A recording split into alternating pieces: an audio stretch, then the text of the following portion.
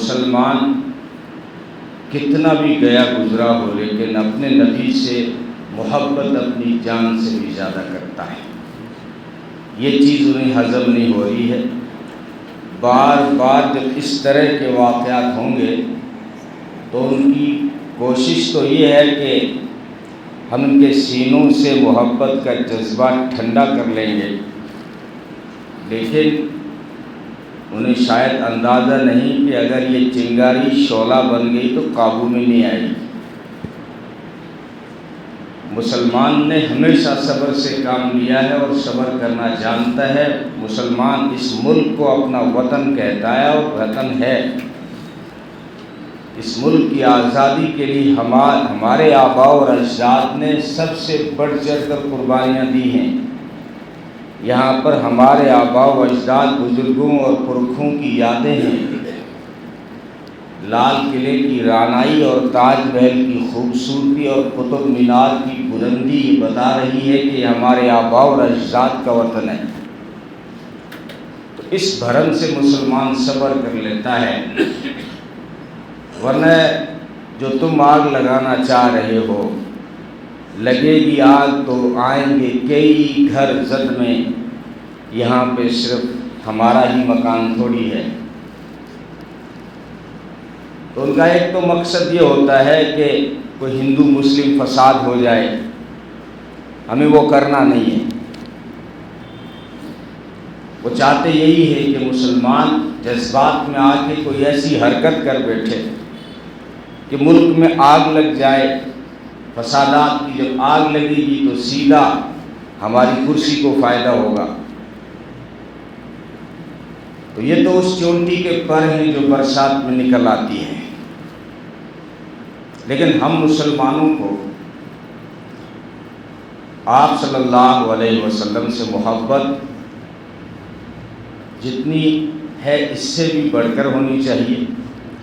ان حالات میں ضروری ہو جاتا ہے کہ ہم اپنے آقا کو پڑھیں۔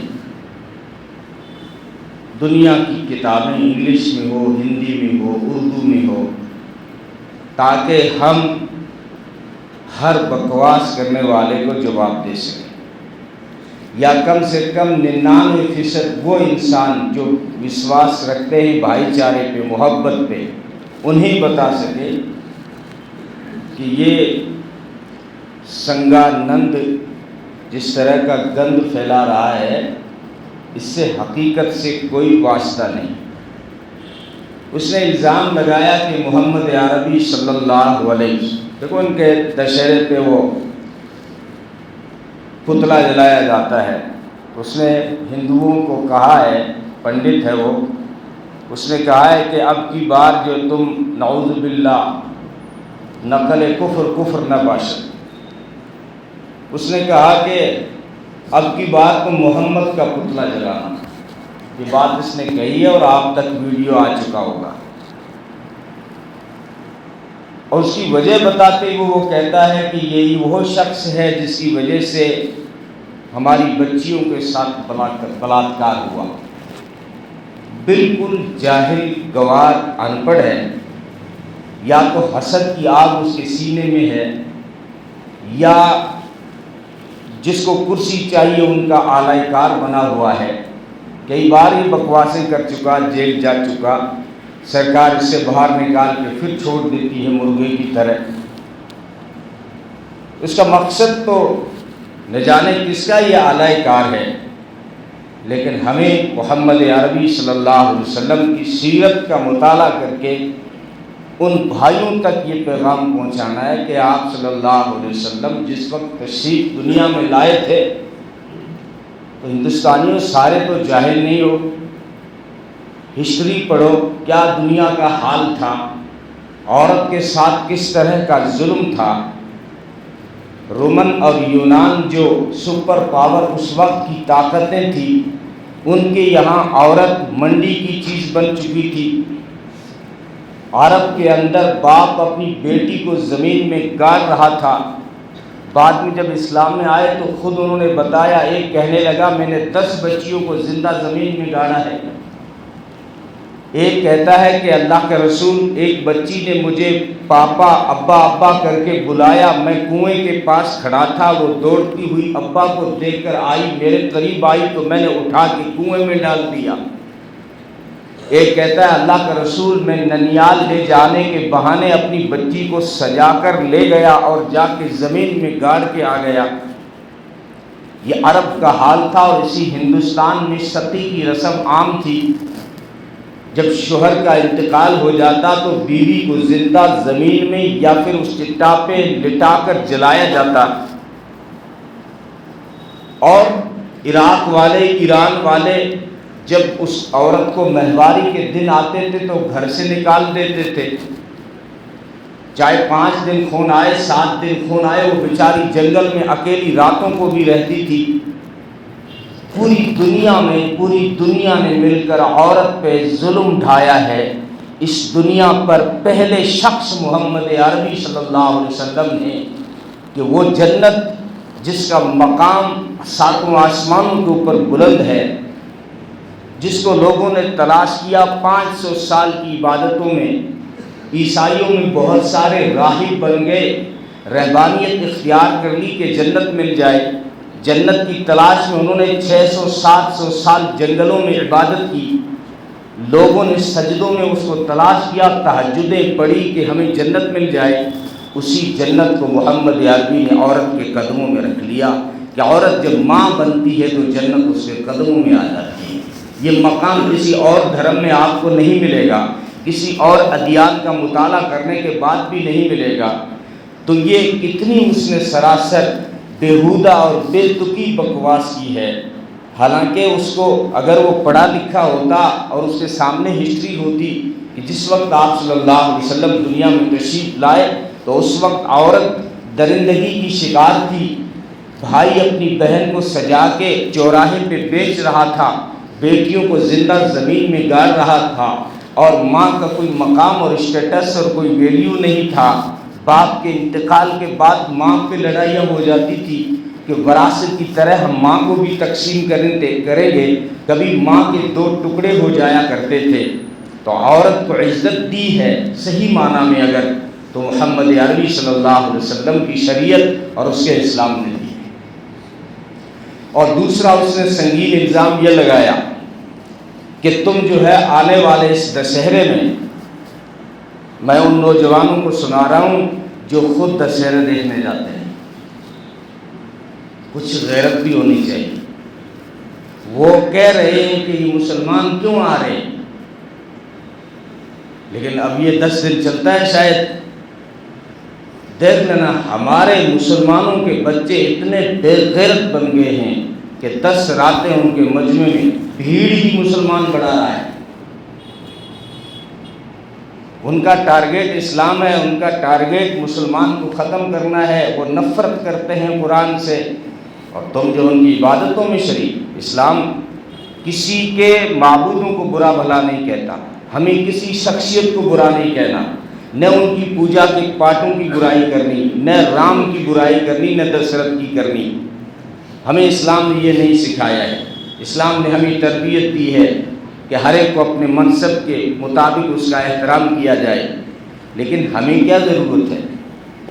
آپ صلی اللہ علیہ وسلم نے محرم کا جب ایک روزہ رکھ رہے تھے، جب پتہ چلا کہ یہ روزہ یہودی بھی رکھتے ہیں، نبی نے پوچھا تم روزہ کیوں رکھتے ہو؟ انہوں نے کہا کہ 10 محرم کو موسیٰ علیہ السلام پار ہو گئے تھے، فرعون ڈوب گیا تھا، تو اس کی یاد میں ہم بھی روزہ رکھتے ہیں۔ تو نبی نے فرمایا میری شریعت جو ہے، تم جو ہے یہود اور مشرکین کی مخالفت کرو، آئندہ اگر میں زندہ رہا تو محرم کے 2 روزے رکھوں گا تاکہ کسی سے ہماری مشابہت نہ ہو۔ اللہ نے ہمیں مکمل دین دے دیا ہے۔ اگر آپ کو عبادتیں کرنی ہیں تو اللہ نے 5 نمازیں دی ہیں۔ اگر آپ کو کتاب پڑھنے کا شوق ہے تو اللہ نے تمہیں قرآن دیا ہے۔ اگر تمہیں نالج کا شوق ہے تو 10 لاکھ حدیثوں کا مجمع موجود ہے۔ اگر تمہیں ہسٹری کا شوق ہے تو اسلام کی ایک اپنی تاریخ ہے۔ اگر تمہیں کوئی مجمع ہی دیکھنا ہے تو عیدگاہ چلے جایا کرو۔ اگر تمہیں بھیڑ کا شوق ہے تو جمعے میں آ جایا کرو۔ اگر تمہیں صفوں میں جو ہے کھڑا کر رکھنا اچھا لگتا ہے تو نماز کی صفوں میں کھڑا ہو جایا کرو، اور اگر تمہیں راتوں کو جاگنا اچھا لگتا ہے تو رمضان کی راتوں میں جاگ لیا کرو، اگر تم مارکیٹنگ اچھی لگتی ہے تو رمضان کے دن میں سو جایا کرو، روزہ رکھ کر، اور راتوں کو دکانیں کھلی کر کے اپنی مارکیٹ سجایا کرو۔ یہ تم جو ہے اپنے دائرے میں رہو، دوسروں کی عبادتوں میں کیوں شریک ہوتے ہو اور دوسروں کو کیوں مضبوط کر رہے ہو، اور اس سے تم پیغام دے رہے ہو کہ یہ طریقہ ان کا صحیح ہے۔ اس لیے اگر غیرت مند نوجوان کو چاہیے کہ ان کی عبادتوں کے طریقے میں شریک نہ ہو۔ کس طرح کے حالات ہیں اور کس طرح، بلکہ انہوں نے کہا بھی، وہ کہتے بھی ہیں، یہ آتے کیوں ہیں، انہیں بلایا کس نے ہے؟ اس طرح کی باتیں سامنے آنے کے باوجود جو ہے آپ ان کی عبادت گاہوں میں شامل ہو جائیں۔ تو خیر اس نے دوسری بکواس کیا کی؟ دوسری اس نے بکواس یہ کی کہ آنے والے اس دشہرے میں تم جو ہے محمد کا پتلا نعوذ باللہ صلی اللہ علیہ وسلم اس لیے جلانا کہ اس نے دنیا بھر میں خون بہایا ہے۔ اس نے کہا کہ دنیا میں جو خون بہا ہے اس کی وجہ محمد ہے۔ یہ بھی اس کی بے تکی اور جو ہے بکواس ہے، وہ اسلام کو سمجھ نہیں سکا، اسلام کی جنگوں کا اسے پتہ نہیں، محمد عربی صلی اللہ علیہ وسلم نے جو صبر کیا اسے پتہ نہیں۔ تلوار اسلام نے اٹھائی تو ہے، اٹھائی کب ہے اور کیوں اٹھائی ہے؟ میں مثال دیا کرتا ہوں، جب ڈاکٹر دیکھتا ہے جو ہے جسم کے کسی حصے میں کینسر بن گئی ہو تو وہ نشر اٹھا لیتا ہے۔ اگر انگلی میں کینسر ہو گیا تو وہ گولی کو بچانے کے لیے انگلی کاٹ دیتا ہے، اس سے کوئی ظالم نہیں کہتے، بلکہ کہتے ہیں ڈاکٹر صاحب آپ کا شکریہ کہ آپ نے اس انسان کو کینسر سے بچا لیا۔ اسلام نے جو تلوار اٹھائی اس کی بھی یہی وجہ ہے۔ مکہ میں کتنا ستایا، تو کبھی تلوار اٹھائی؟ اگر اسلام تلوار کے زور پہ ہی بات کرتا، اگر اسلام کو تلوار کے زور پہ ہی پھیلنا ہوتا، مکہ میں 13 سال لگاتار جو ہے مسلمانوں کو مارا اور کوٹا گیا۔ کبھی حضرت بلال کو تپتی ہوئی ریت پہ لٹایا جاتا ہے، کبھی حضرت خباب کو انگاروں پہ لٹایا جاتا ہے، کبھی حضرت زنیرہ کی آنکھیں نکال دی جاتی ہیں، کبھی حضرت دوبینا کی چمڑی ادھیڑ دی جاتی ہے، کبھی محمد عربی صلی اللہ علیہ وسلم جو فجر میں جاتے ہیں تو راہوں میں کانٹے بچھا دیتے ہیں، آپ صلی اللہ علیہ وسلم کی راہوں میں گند ڈال دیا جاتا ہے، جب نماز پڑھنے جاتے ہیں تو جسم کا اوجھ کمر پہ ڈال دیا جاتا ہے، کبھی چادر میں گھسیٹ کے ڈال کے اور گھسیٹا جاتا ہے، کبھی چہرے انور پہ تھوکا جاتا ہے، بچیوں کو طلاق پڑھ جاتی ہے، 3 سال کے لیے سوشل بائیکاٹ ہو گیا، آپ صلی اللہ علیہ وسلم اپنے پریوار کے ساتھ پہاڑوں کے بیچ میں بند ہو گئی، وہ اس وقت کی جیل تھی، کسی کو اجازت نہیں تھی کہ ان کو پانی پہنچائے، کسی کو اجازت نہیں تھی کہ ان کو اناج پہنچائے، بعض رشتہ داروں نے کوشش کی کہ کم سے کم آٹا تو پہنچا دیں، کم سے کم جو تو پہنچا دیں، لیکن نہ تو پانی پہنچانے دیا جاتا تھا، نہ اناج پہنچانے دیا جاتا تھا، بلکہ حج کے موقع پر جو دنیا بھر سے لوگ آتے تھے ان کو بھی اجازت نہیں دی کہ آپ ان سے مل سکیں یا ان کو کوئی چیز دے سکیں۔ ان حالات میں صبر کیا۔ اب 13 سال جب صبر کیا اور ظلم جب حد سے بڑھ گیا، اپنوں کا تڑپنا جب دیکھا نہ گیا، تو پھر ہجرت کا حکم آتا ہے کہ آپ مکہ چھوڑ دیں۔ اگر اسلام تلوار کے زور پہ بات کرتا تو محمد عربی نے مکہ کیوں چھوڑا، سارے صحابہ نے مکہ کیوں چھوڑا؟ چلے گئے، عورتیں چلی گئی، بچے چلے گئے، بوڑھے چلے گئے، جوان چلے گئے، جس کو جو جس طرح موقع ملا چلے گئے۔ جب ہجرت کر کے مدینہ گئے، آپ صلی اللہ علیہ وسلم نے وہاں جا کے تلوار نہیں اٹھائی، بلکہ یہودیوں سے سمجھوتا کیا، منافقین سے سمجھوتا کیا، اوس اور خزرج سے سمجھوتا کیا کہ مدینہ میں ہم سب ایک ہیں، ساری قومیں ایک ہیں، اگر کوئی یہودی پہ حملہ کرے گا تو پورا مدینہ مل کے مقابلہ کرے گا، اگر کوئی منافقین پہ حملہ کرے گا تو پورا مدینہ مل کے حملہ کرے گا۔ یہ محمد عربی کی سیرت ہے کہ مدینہ میں جا کے یہ طرز اپنایا کہ سب کے ساتھ میں سمجھوتا کیا۔ مکہ چھوڑ کے چلے آئے تھے، لیکن اسی مکہ نے بدر کو تھوپا ہے، سر کے اوپر تھوپا ہے۔ مکہ والے اسکیمیں بنا رہے ہیں کہ ہم جو ہے سارا مال ملک شام کی منڈی میں لگائیں گے اور وہاں سے جو نفع ملے گا اس سے ہتھیار اور گھوڑے خریدیں گے اور جا کے مدینے پہ حملہ کریں گے اور مدینے میں ہم مسلمان اور اسلام کو مٹا دیں گے، نعوذ باللہ نبی کے مشن کو ختم کر دیں گے۔ جب انہوں نے یہ اسکیم بنائی، یہ اسکیم مکہ والوں نے بتائی، اس گند کو یہ بات پتہ نہیں ہے کہ اسلام نے تلوار کب اٹھائی ہے؟ جب آپ صلی اللہ علیہ وسلم کو اللہ نے بتایا کہ اس طرح کی اسکیم ہو چکی ہے، ابو سفیان ملک شام جا چکا ہے، اور سارے مکہ کے جوانوں نے، بوڑھوں نے، عورتوں نے زیور نکال کے دیے تھے کہ ملک شام کی منڈی میں لگا کے آؤ، جتنا بھی پیسہ ملتا ہے اس سے ہتھیار خریدنے ہیں، اس سے گھوڑے خریدنے ہیں، اسلام کو ختم کرنا ہے۔ اور پھر جب ابو سفیان کا قافلہ ملک شام تجارت کر کے گیا، سارا مال ملک شام میں لگا دیا، لیکن جب واپس آ رہا تھا، مدینے کے پاس سے گزر رہا تھا، اس وقت اللہ نے اپنے محبوب کو خبر دی کہ ابو سفیان کا لشکر بڑے اسکیم کے تحت جا رہا ہے، اس کو گرفتار کر لو۔ لوگوں کو پتہ نہیں ہوتا بدر کیوں ہوا، لوگ سمجھتے ہیں اسلام تلوار لے کے گیا تھا، اسلام تلوار لے کے نہیں گیا تھا، اسلام تو 313 کے ساتھ ابو سفیان کے قافلے کے پاس گیا تھا۔ انہوں نے 1000 کے لشکر کو مکے سے بلا کر جنگ کو تھوپا تھا۔ تو جب جنگ تھوم جائے، جب تمہارے گھر کوئی مارنے آ جائے تو کیا تم اپنی گردن آگے کرو گے؟ جب تمہیں کوئی تھپڑ مار لے تو کیا تم اپنا رخسار آگے کر لو گے؟ تو کس طرح کی اس نے بکواس کی ہے کہ جو ہے اسلام تلوار سے پھیلا ہے۔ بالکل اسلام تلوار سے نہیں پھیلا۔ چلو یہاں تو تعداد کم تھی، یہ ساری جنگیں انہوں نے، غزوہ بدر، احد بھی انہوں نے تھوپا ہے۔ آپ صلی اللہ علیہ وسلم کی سیرت پڑھیں، اگر باقی پیچیدہ واقعات سمجھ میں نہیں آتے تو جو ہے اس گند نے جو ہے بکواس کی ہے۔ آپ کے سامنے ویڈیو آ چکا ہے کہ اسلام نے یہ سارا خون بہایا ہے، حالانکہ اگر اس کی اوقات ہوتی، اگر اس کے اندر جگر، اس کے سینے میں اگر کوئی جگر ہوتا، اگر یہ کوئی انسان کا بچہ ہوتا، قرآن کہتا ہے نبی کی شان میں جو توہین کرتا ہے وہ اپنے باپ کا ہی نہیں ہوتا۔ یہ قرآن نے بات کہی ہے، یہ تحقیق کر لے، جا کے اس کی ماں سے پوچھ لے، یہ اپنے باپ کا ہو ہی نہیں سکتا۔ یہ دعویٰ قرآن نے کیا ہے کہ جو نبی کی توہین کرے وہ اپنے باپ کا ہی نہیں ہوتا، وہ ناپاک کوئی لطفہ ہوتا ہے جو اس طرح کی بکواس کرتا ہے۔ تو فتح مکہ کا کردار آپ صلی اللہ علیہ وسلم کا سامنے رکھے۔ ایسے بدبختوں کو تو کوئی فائدہ نہیں ہوگا، لیکن وہ ہمارے ملک میں، ہمارے وطن میں ماحول خراب کرنا چاہتے ہیں۔ تو فتح مکہ کی مثال کتنی شاندار مثال ہے کہ اگر آپ صلی اللہ علیہ وسلم اور یا اسلام اگر تلوار کے زور پہ پھیلتا تو پھر مکہ کے دن تو فاتح بن کے آئے تھے۔ تو کہہ کے دیکھنا، اگر تیرے سینے میں جگر ہے تو کہہ اخباروں میں لکھ کہ جو ہے قاتل امریکہ ہے، جس نے بچوں کا قتل کیا، جنہوں نے حمل پہ رحم نہیں کیا، جنہوں نے بیٹیوں کی آبرو لوٹی، جنہوں نے بچیوں کو جنازے بکھیر دیے، انسانیت کو تماشا بنا کے چھوڑ دیا، اور سارا ختم کرنے کے بعد کہتا ہے آئی ایم سوری، ہمیں عراق میں کچھ نہیں ملا۔ سارا ختم کرنے کے بعد میں کہتا ہے آئی ایم سوری، ہمیں افغان میں کچھ نہیں ملا۔ ظالم تو یہ لوگ ہیں جو فلسطین کی زمین پہ زبردستی قبضہ کرنا چاہتے ہیں مسلمانوں کی، وہ مسلمان جنہوں نے بسایا تھا، کبھی احسان کیا تھا۔ ہٹلر نے ایسا مارا تھا کہ دنیا نے ٹھکانہ نہیں دیا، مسلمانوں نے جو ہے ان کو ٹھکانہ دیا تھا رحم کھا کر، اور رحم کھا کر جب ٹھکانہ دیا تو گھر کے لگیں آئی تو چھا لینی، گھر کی لڑیاں بن کے بیٹھ گئی۔ یہ چھا لینے آئے تھے فلسطین میں، یہ چھاچ لینے آئے تھے اور کہنے لگے ہم گھر کے مالک ہیں۔ ظالم تو وہ لوگ ہیں، اگر کسی کو لکھنا ہے تو ان کے خلاف لکھو، اگر قاتل کہنا ہے تو ان کے خلاف لکھو۔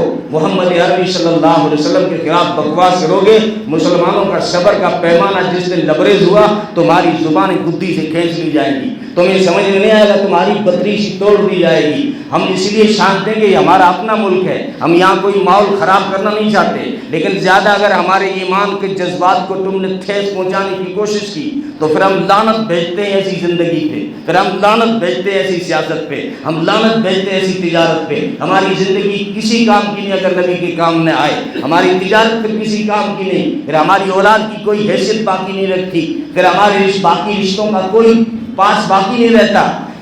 اس چیز کو وہ جانتا بھی ہے، اس لیے وہ چھیڑ خانی بھی کرتا ہے کہ مسلمان اس طرح کی حرکت کر لیں، لیکن ہمیں دوسرے انداز سے نبی کا دفاع کرنا ہے کہ نبی پاک صلی اللہ علیہ وسلم کی شان کو بتانا ہے، اور ہمارے وہ غیر مسلم بھائی جو ہم سے ملے ہوئے ہیں، جو بھائی چارے پہ وشواس رکھتے ہیں، جو محبت پہ وشواس کرتے ہیں، انہیں بتایا جائے کہ ہمارے آقا کوئی ظالم نہیں تھے، ہمارے آقا نے بچیوں پہ یوں رحم کیا تھا، بہنوں پہ یوں رحم کیا تھا۔ فاتح بن کے مکہ میں داخل ہوئے تو کس طرح داخل ہوئے تھے؟ عاجزی کے ساتھ داخل ہوئے، اور حضرت علی سے فرمایا جاؤ جلدی سے اعلان کرو، لوگ گھبرائے ہوئے ہیں کیونکہ ہمارا لشکر بہت بڑا ہے، جاؤ بچوں کو کہہ دو ہم تمہیں یتیم بنانے نہیں آئے ہیں، ہم تو یتیموں کا سہارا بننے آئے ہیں۔ جاؤ عورتوں کو کہو گھبرانے کی کوئی بات نہیں ہے، ہم کسی کو بیوہ بنانے نہیں آئے ہیں، ہم تو بیواؤں کا سہارا بننے آئے ہیں، جاؤ اب جو ہے عورتوں سے کہہ دو تمہارے سر سے دوپٹے چھینے نہیں جائیں گے، بلکہ محمد عربی اترتے ہوئے دوپٹوں کو سنبھالنے کے لیے آیا ہے۔ اس کمینے کو کیا پتا محمد عربی صلی اللہ علیہ وسلم نے عیسائی لڑکی آئی تو اپنی چادر سر پہ ڈال دی۔ اس بدبخت کو کیا پتا کہ جب آپ صلی اللہ علیہ وسلم کے دربار میں کوئی بہن آئی تھی محمد عربی نے اپنی چادر اس کے قدموں میں بچھائی تھی۔ اس کمینے کو کیا پتا محمد عربی صلی اللہ علیہ وسلم کے دربار میں جب ایک بوڑھی عورت آئی تھی تو اللہ کے رسول نے اپنی چادر اس کے قدموں میں بچھائی تھی۔ اس وقت کو یہ پتا ہے، اس کمینے کو یہ پتا ہے کہ محمد عربی نے جنت عورت کے قدم میں رکھ دی ہے،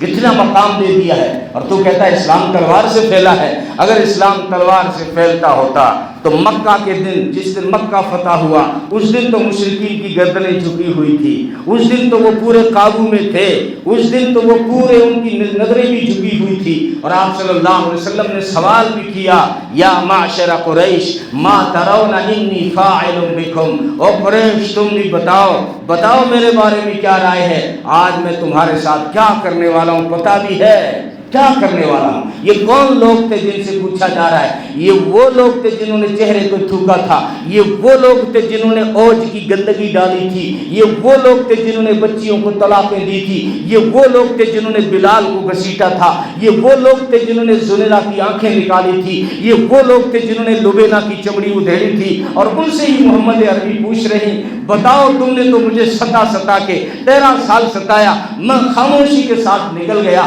میں نے تو مکہ بھی چھوڑ دیا تھا، لیکن اب اللہ نے مجھے غلبہ دیا ہے اور میں فاتح بن کے آیا ہوں، بتاؤ میں تمہارے ساتھ کیا کرنے والا ہوں۔ سب نے طویل زبان سے کہا قالوا خیرا اخ کریم و ابن اخ کریم، آپ تو کریم ہے نا اور کریم کے بیٹے ہیں۔ کریم کس کو کہتے ہیں؟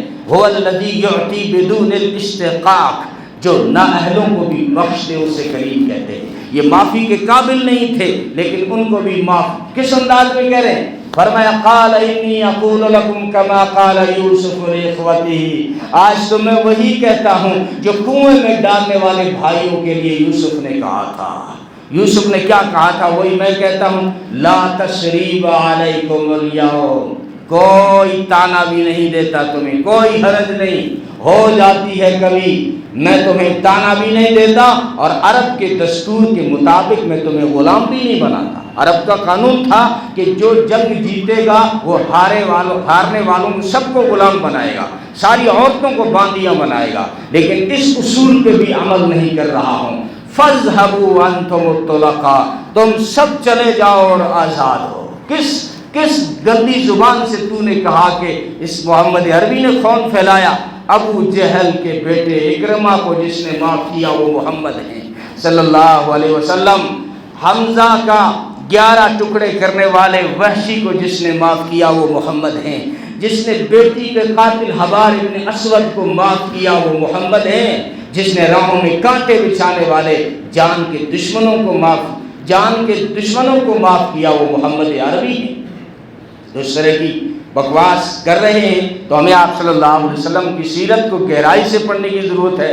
وہ اوصاف، خاص کر وہ اوصاف کہ نبی پاک صلی اللہ علیہ وسلم نے عورتوں کو کیا حقوق دیے، پڑوسیوں کو کیا حقوق دیے، غیر مسلموں کو کیا حقوق دیے، یہودیوں کو کیا حقوق دیے، عیسائیوں کو کیا حقوق دیے۔ ایک تو اس کا اس طرح جواب ہے، اور دوسرا بالکل خاموشی بھی اچھی چیز نہیں ہے، ناراضگی کا اظہار کیا ہے، یہ ہمارے ایمان کا حصہ ہے۔ بلکہ علماء نے لکھا ایمان سے مقدم محمد، دین سے مقدس محمد، دین سے مقدس محمد ہے اور ایمان سے مقدم محمد ہیں۔ محمد نہ ہوتے تو ایمان نہ ہوتا، محمد نہ ہوتے تو دین نہ ہوتا، اس لیے مقدم ہیں۔ فرمایا نماز اچھی، روزہ اچھا، زکوٰۃ اچھی، حج بھی اچھا، مگر باوجود ان سب کے میں مسلمان ہو نہیں سکتا، نہ کٹ مروں جب تک حرمت رسول اللہ پر، خدا شاہد ہے میرا کامل ایمان ہو نہیں سکتا۔ قونین کی تخلیق کا آقا تو سبب ہے، اسلام کا مفہوم تیرے در کا ادب ہے۔ تیرے امام مالک سے کسی نے پوچھا اگر مسلمانوں کے سامنے نبی کی کوئی توہین کرے تو مسلمانوں کو کیا کرنا چاہیے؟ مسلمان کہا کہ مسلمانوں کو جواب دینا چاہیے، کہ اگر مسلمان جواب نہ دے تو کب مر جانا چاہیے، ایسے مسلمانوں مر جانا چاہیے، پھر زندگی تمہاری کس کام کی، پھر زبانی کس کام کی، پھر تمہاری مولویت کس کام کی، پھر تمہاری وکالت کس کام کی، پھر تجارت کس کام کی؟ تم کتنے رشتوں کا پھر لحاظ کرو گے جب اس رشتے کا جس کے بارے میں النبی اولیٰ بالمؤمنین من انفسہم، قرآن نے کہا کہ نبی کا رشتہ مومنوں سے ان کی جان سے بھی زیادہ ہے، جان سے زیادہ۔ حضرت عمر نے کہا اللہ کے رسول آپ جان کو چھوڑ دیجئے باقی ہر چیز سے زیادہ محبوب ہے۔ فرمایا عمر ایمان مکمل نہیں ہوتا۔ تو عمر نے سوچا اور فوراً فیصلہ کر دیا نہیں اللہ کے رسول آپ تو جان سے بھی زیادہ پیارے ہیں۔ تو فرمایا ہاں اب تیرا ایمان مکمل ہوا ہے۔ اس لیے اس نے جو بکواس کی ہے آپ سب کے سامنے ویڈیو آ چکا ہوگا، غازی آباد کا کوئی ہے پتہ نہیں کیا نام اس کا، رتن سنگا اور نند کیا وہ گند ہے کوئی، تو اس نے جو بکواس کی ہے اس کے خلاف ہمیں جو ہے، کیونکہ ہمارا اپنا ملک ہے، وہ تو یہ چاہتے ہیں کہ آگ لگ جائے، ہمیں اپنے ملک میں آگ نہیں لگانی، سکون اور وقار کے ساتھ احتجاج درج ہو ہر جگہ اپنی سطح پر۔ ایک تو یہ ہے کہ آپ صلی اللہ علیہ وسلم کی سنتوں کو ہم زیادہ زندہ کریں، یہ اپنے آپ جواب ہے۔ آپ کی سیرت پڑھیں، ان کی سنتوں کو زندہ کریں، ان کو اصل روشنی، ان کو حسد اس روشنی سے ہم اسلام پہ چلنے والے بن جائیں، اسلام کی وردی میں آ جائیں، نبی کی سنتوں پہ آ جائیں، اور پھر نبی کی سیرت پڑھیں، اور ہمارے غیر مسلم 99% اچھی ذہنیت والے ہیں ان کو صحیح سیرت بتائیں۔ یہ 2% ہیں بکواس کرنے والے، ان کا جواب یہ ہے کہ ہندوستان کے ہر شہر، ہر قریے، ہر دیہات، ہر قصبے میں ان کے خلاف ایف آئی آر درج ہو، احتجاج درج ہو، اور جو ہے سرکاروں کو متنبع کر دیا جائے کہ ہم نے یہ صبر کا بہت صبر کر رکھا ہے، ہم نے اندر سے سینے حالانکہ جل جاتے ہیں ایسی باتوں سے، لیکن اپنا ملک ہے اس لیے ہم صبر کر جاتے ہیں۔ لیکن اگر اس طرح کے کتوں کو تم نے آوارہ چھوڑ دیا اور جس دن مسلمانوں کا صبر کا پیمانہ لبروز ہو گیا، پھر اگر لگے گی آگ تو آئیں گے کئی گھر زد میں، یہاں پہ صرف ہمارا مکان تھوڑی ہے۔ اس لیے ایسی امن اور ایسی سالتی میں بھی لعنت جو نبی کی مقام نے آئے، کیا کام کا ایسا امن نبی کی محبت میں کام نہ آئے۔ اس لیے بہرحال مسلمان نے ہر موقع صبر کیا ہے۔ صبر، تم نے مسجد بابری توڑ لی، ہم نے صبر کر لیا، تم نے کئی مرتبہ بکواسیں کر لی، ہم صبر کر لیا، لیکن اب آخری حدوں پہ جا رہے ہو، آخری حدوں پہ تم نے ڈاکہ ایمان پہ ڈالا ہے، ہاتھ جلاتے رہے، پاؤں جلاتے رہے، ہم چپ تھے، اب تم نے آگ دل میں لگانے کی کوشش کری ہے۔